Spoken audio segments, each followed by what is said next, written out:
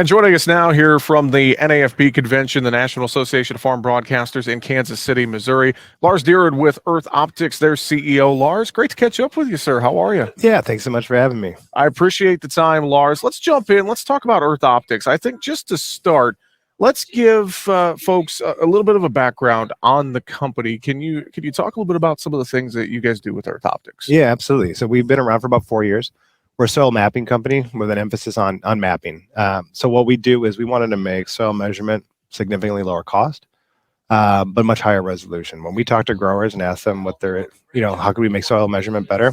They came back to us with almost the same answer every time. I get the soil information I can afford, not the soil information I want.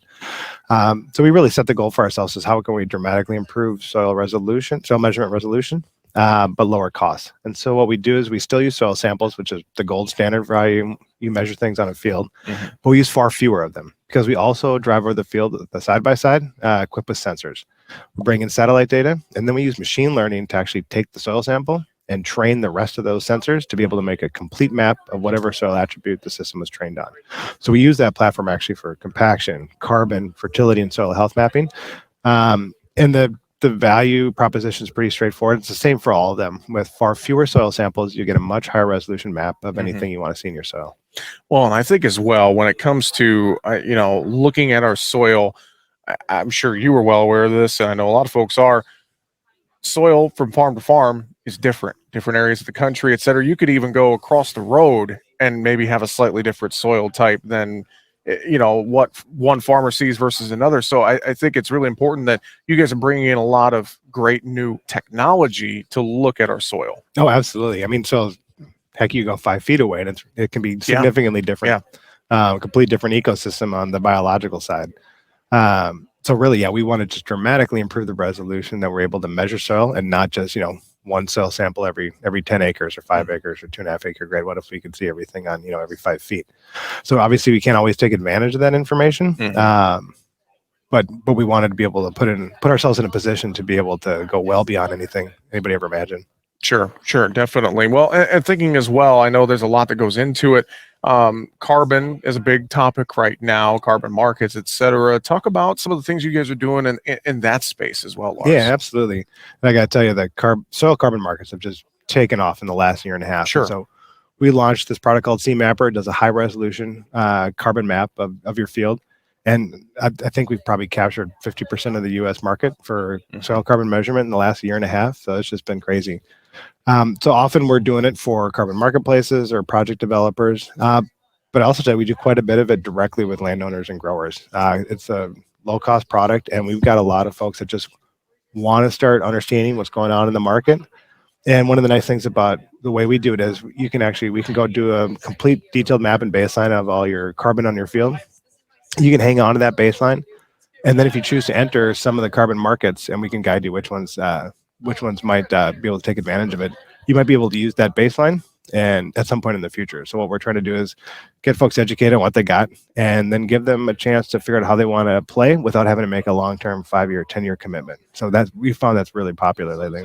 Well, and I think the soil carbon market in general, I like what you guys are doing when it comes to different things with carbon markets, because as we know, this whole carbon space is really in its infancy, and there's a lot of farmers who are trying to understand carbon markets. So it sounds like a lot of the things you guys are doing, looking at different soil mapping, et cetera, is there to try and help farmers understand more about it, but also what do they have in their soil when it comes to carbon. Yeah, that's a big part of what drives us. Without our carbon maps, really the traditional method is you go pull a bunch of soil samples, you take the average value, and from our perspective, that's useful for a grower to know what your average carbon and organic percentages on your field. But we think maps, who's really good at looking at a map of something and figuring out how to optimize around it? The American farmer. So they've been doing that for years when it comes to food production. We really think if we arm them with these high resolution carbon maps, they're going to understand what's working, where it's not working, and where they maybe need to try something different. So we really think mapping actually is the key to probably the future of carbon farming and turning soil carbon a new revenue stream and really allowing growers to optimize around the data that they're getting. Well, and optimizing that data, I think as well, just the amount of technology. We've seen this technological boom, so to speak, in the last, say, 10 years in agriculture. has really helped out growers on the farm with their ROI, et cetera, et cetera. And you guys obviously entering the space with Earth Optics and the things that you're doing, working with growers to kind of help with that picture. Because as we know, agriculture, farming, it's becoming more and more of a business. No, hasn't it? absolutely. Yeah. No doubt. Talk a little bit of just as you work with farmers, as you guys have been working with your different products, and thinking about, where this whole space is evolving with soil health, carbon markets, et cetera. What are you seeing big picture here the next year, next 2 years, et cetera, as you look at what you guys are doing with Earth Optics? Yeah, I think a big trend we're seeing is there are more and more players that are getting into not just carbon, but sustainability programs. So I'm talking food producers, food retailers that want to fund sometimes multi-million acre programs and work with their supply chains to say, hey, we want to help you transition to various sustainability practices. And of course, they want to claim some credit for making that transition. But they're bringing, new dollars to the table as part of that. But what goes along with it is a whole new set of measurements to track the progress of those transitions. And so we're really seeing a lot of interest on the food buyer side to get all the way down involved into the food production, and luckily with some new revenue opportunities for growers. Definitely. Let's talk with Earth Optics. If folks want to learn more about what you guys are doing, they want to work with you, etc. I know online a great way to start. How are ways that folks can interact and get a hold of you guys? Yeah, website's the best place to start. Earthoptics.com. We've got phone numbers, emails there. If you're a grower, we'll come run your acres for you. We got a simple per acre fee for everything we do. If you're a soil agronomist or soil sampling firm, we'd love to partner with you and hand our system over to you so you can add to the suite of services that you provide your end growers. So we're laser focused as a company on just doing soil mapping. We don't provide advice. We don't make recommendations. That's what our customers typically do. So we work very closely with agronomists typically. Fantastic. Lars, before I let you go, I really enjoyed this discussion and just learning more about what you guys do with Earth Optics. Anything else that we haven't mentioned? Anything else you want to reiterate before we run out of time? Yeah, absolutely. We've got our first product is called TillMapper, actually, and it's really one of a kind. Yep. And so we actually measure compaction every inch all the way down to 18 inches, make a complete detailed map of it.